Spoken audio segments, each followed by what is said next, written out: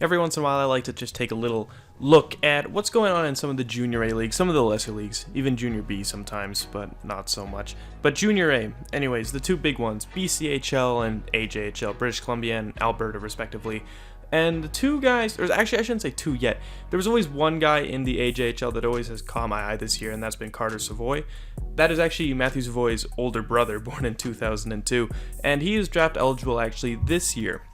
And it's pretty interesting, you know, last year he put up astounding numbers with Sherwood Park, and this year he's kind of up to the same deal, already at 2 points per game, pretty sure 42 points in 21 games, absolute goal scorer, 26 goals. He's one of those guys where you're taking him for offense, you're not taking him for anything else what he does away from his net, you're drafting him because he is a pure goal scorer. I don't see too many high rankings for Savoie, and I honestly don't expect him to be a first rounder at all, just because he is such a one-sided player. He is someone who could probably go as high as maybe the late second if someone's really eager to take him, but other than that I usually say would probably be a third rounder.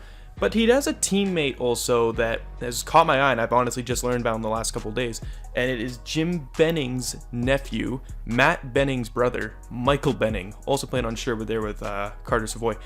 Wow, and he's a defenseman just like his brother in Edmonton there, and I can't believe I'd never even noticed him last year. As a 16-year-old in the 17-year-old, because he's born in January, pretty early there, he had 61 points in 54 games. And I was looking at these stats, I'm like, okay, maybe he was just on a stacked team, maybe he was, but not for say a stacked team. It was an alright team, by no means the greatest team there ever was. Because the fun thing with Junior A's or Junior B, there's usually one team that's just absolutely just horrific, and these teams end up playing each other a lot, and they just add to a lot. Because last year Sherwood Park was top in their conference, but Bonnyville and some other team was really close behind them, both with it was like 44 wins, 41 wins, 40 wins. It's a really close bunched up for those top four. And I think they ended up losing in the division final anyways. They didn't end up going too far as I think the Brook Bandits. Right, back to Michael Benning though.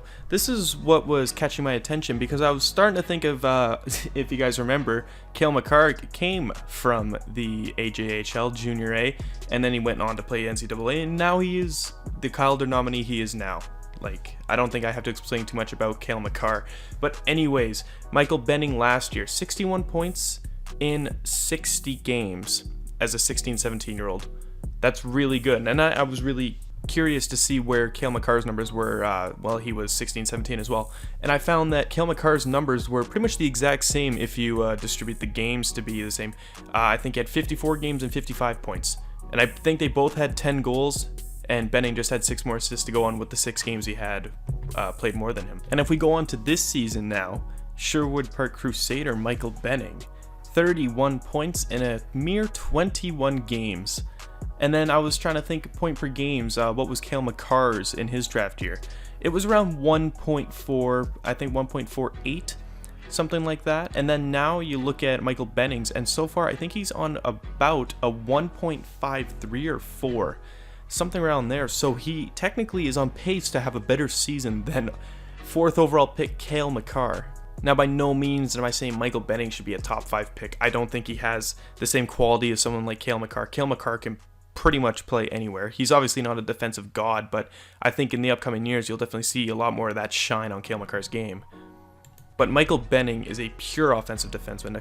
I haven't watched him, and this is why you're getting the gameplay in the background. I would be doing an actual report with actual gameplay and stuff, but Carter Savoie and Michael Benning, just Junior A hockey, it's tough to find actual highlights of them unless it's like a player like Alex Newhook.